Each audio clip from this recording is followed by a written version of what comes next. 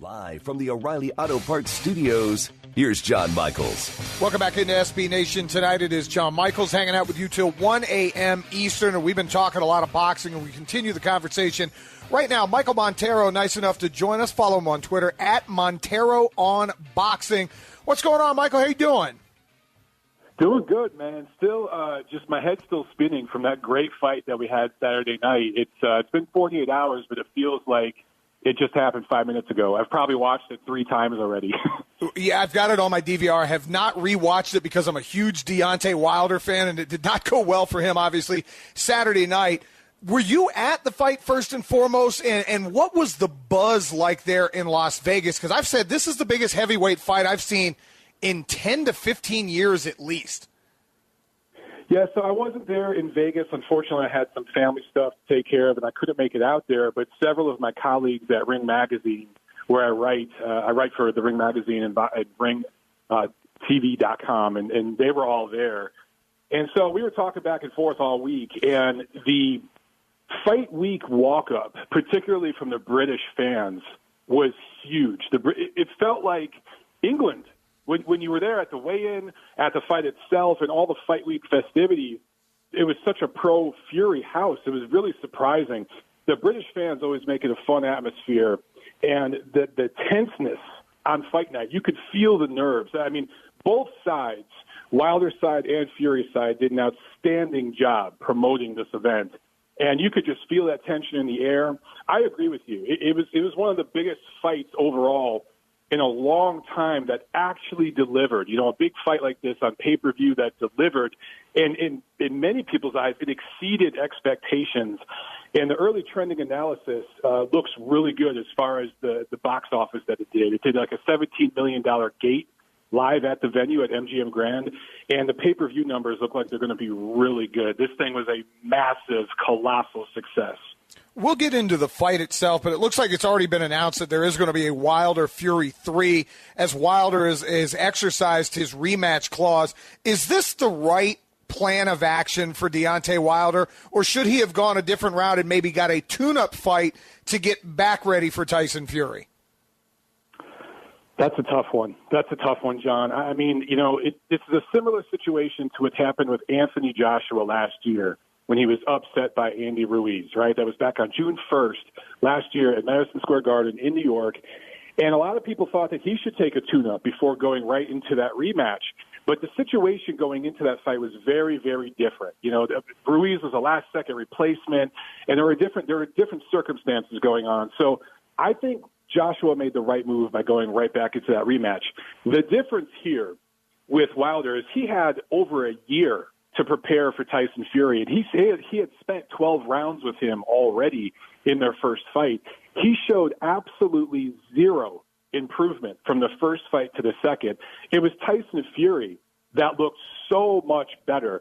This was an absolute domination from the opening bell. There was no trade of knockdowns or anything like that when you go back to Joshua Ruiz. This was just a one-sided beatdown. And I don't know if it's the right move to go right back into the rematch. That's what they're going to do, and we'll find out, you know, how it all plays out. But the one thing I don't like is Deontay Wilder has made several excuses already on social media to why he lost, and none of them include his opponent. It's the referee's fault. It's the ring costume that he wore on his ring walk. He's blamed fighter or some of the people in Tyson Fury's team on his corner for influencing the referee to stop the fight. I mean, there's all these conspiracy theories going around. I don't know if he's in the right mental and emotional state to go right back into this rematch. Yeah, you know, and I was thinking the same thing. When I heard the costume excuse, and I've had a chance to sit and talk to Deontay 5 or 6 different times from when he was coming up to when he became heavyweight champion, I didn't think that was in his DNA to make an excuse like that. That's one of the more ridiculous excuses I've heard. Literally, the costume that you walked up in tired your legs so bad. How about the repeated punches you took to the head and the fact that you have not improved your boxing skills? Yeah, I was going to say your body, too. And the fact that you haven't improved your boxing skills in 43 or 44 professional fights. That's a great point, John. And that's, again, I'm going to go back to the Anthony Joshua example from last year. Anthony Joshua got humbled, and he had to go back to the drawing board and remind himself of what got him to where he was. And he showed a different wrinkle to his game in that rematch with Andy Ruiz. Deontay Wilder's just making excuses right now, and I thought that this would be a humbling experience for him. So far, it doesn't seem to be.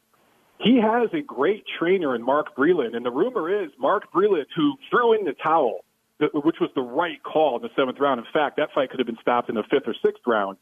But there's rumors that Mark Breland might be out in his corner. They've already kicked out promoter Lou DiBella, who did an outstanding job for Deontay Wilder for years. It was negotiating him into a $100 million plus contract with DAZN that Wilder's people told him to turn down, and they kicked Lou DiBella out. So there's issues on that team. There's a lot of people whispering in Deontay's ear right now. It just seems to me there's a lot of yes men over there, and somebody needs to sit down and have a real talk with him. He needs to get back to boxing. He showed in this rematch with Fury, and honestly, he showed it in multiple fights in the past. He can't fight backing up. He has no inside boxing game. If he can't come forward and roll downhill on you and throw that big right hand, he's extremely one-dimensional and extremely beatable. Michael Montero, our guest right now, as we're talking the fight over the weekend, Wilder and Fury. Let's give credit to the guy who won the fight in Tyson Fury. I'll be honest, leading into it when he was talking knockout, I said, man, this guy's about to get his ass kicked because he's running his mouth to a guy that I don't think he can beat. What did he do right? And it didn't look like he did anything wrong, but what did he do most right to dominate Deontay Wilder the way that he did? You know, I'm right with you, John. I didn't believe anything that he was saying. I mean, he said he was 50% for the first fight, and now he's 100%. I'm like, oh, come on. I've heard that a million times. He said he was going to come forward and back Deontay Wilder up. Leave it. He said he was going to come in heavier, but it's not because he was fat. It's because he was putting on muscle. I didn't believe that. It turns out it was all true. And on top of that, he changed trainers 7 weeks before this fight. The thing is, Tyson Fury has had this game plan for a year now, and he sought out the right trainer that he thought could help him achieve and execute that game plan. The game plan was simple. Be the bigger, stronger guy, push the smaller guy backward, and bully the bully. And no one has been willing to try that against Deontay Wilder. But guess what? The blueprint's out now. And from this point forward in his career, everyone's going to fight him this way. They're going to look for the right hand. If they're a shorter guy, they're going to bob and weave and get under the right hand and get inside and back him up with hooks and uppercuts. If they're a taller guy, they're going to stay back and they're going to throw the big right hand bomb over Deontay's right hand, which is what Tyson did. It was a beautiful game plan and perfectly executed. How much did the busted eardrum play with the way that the fight turned out? There was no eardrum injury. In fact, I've heard that from multiple people.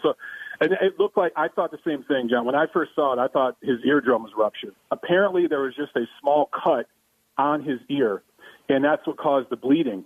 When I saw the blood coming out of the ear and I saw him being on unsteady legs, I thought, man, his eardrum must be busted. And they were supposed to go to the hospital after the fight, but several people on Wilder's team said he didn't need to go to the hospital. There was no eardrum injury. He looked drunk because he literally was. I mean, he was basically concussed from the 3rd round on because of the punches he was eating. What would you like to see? And we know that this fight's going to come down. Would you like to see the winner finally fight Anthony Joshua, or is Anthony Joshua going to continue to run and hide like he's done for a lot of his career? I think, of course, we want to see the entire thing get consolidated and have an undisputed champion. I think that, look, you could say that Anthony Joshua hid from Deontay Wilder, but you could just as easily say Deontay Wilder hid from Anthony Joshua. Both sides prevented that fight from happening. And if you look at their track records, Anthony Joshua has fought much better opposition, top to bottom, than Deontay Wilder has, both in the amateurs and so far as a pro. He's also defeated the better fighters. So if Fury wins the 3rd fight against Wilder, I think it's very possible that him and Joshua fight at some point next year. If Deontay Wilder wins the 3rd fight, I'm not so sure. I think both sides are going to keep posturing and do this A-side, B-side thing on Twitter, which annoys the hell out of everybody. But we got to see it, man. We got to see it. I'm thinking next year, 2021, that stadium that they're building for the Las Vegas Raiders there in Vegas, that would be the perfect place. I think it'll be finished by then.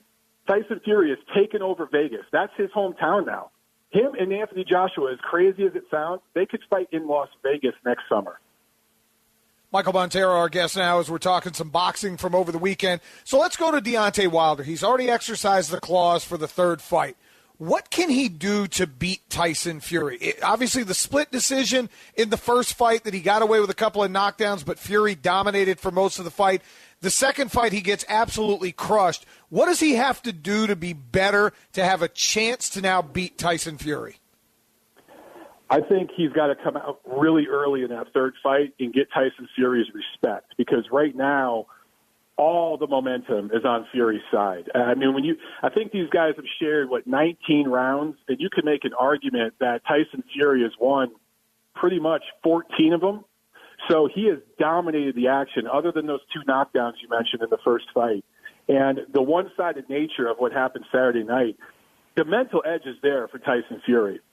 For Wilder, he's got to come out and immediately get respect. But then what he's got to do is he's got to box. He has to show the ability to get out of range and give angles and get the space he needs to land his right hand. He simply wasn't able to do that Saturday because he didn't know what to do when he had an opponent coming at him. He's used to being the guy coming forward. Can he fight backing up? Can he learn that? Can he spin Tyson Fury and give him angles? That remains to be seen. I think it's going to be a really tough challenge.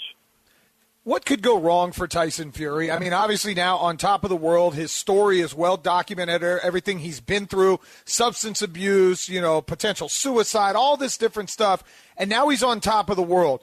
Do you have any fear that he has a fall like other heavyweights who have made this ascension and got here and then don't know how to handle it? Or do you think his mental makeup now puts him where he can be a guy that succeeds at the heavyweight division for a while? That's the great question here. If you go back to 2015, when he beat Wladimir Klitschko, although it wasn't as big of a fight here in the United States, historically, it was a much more significant victory. He ended 10 years of domination by Wladimir Klitschko, an all-time great heavyweight, first ballot Hall of Famer. So that accomplishment was bigger than what he just did Saturday. And he was on top of the world, and they were going to do a rematch. And Fury was the betting favorite in that rematch, and he absolutely fell apart. And then, of course, out of the ring for almost 3 years, you mentioned everything else, the drug issues, potential suicide, all that stuff. Can that happen again? Or did he learn something going through that process 5 years ago? Has he matured from that? Has he grown from it? Does he have better people around him now at Top Rank? I think so. I think Bob Arum, who runs Top Rank, has been in this business for decades. He has seen it all, and he knows who to put around somebody like Tyson Fury to keep him focused and sharp. I expect this version of Tyson Fury to continue.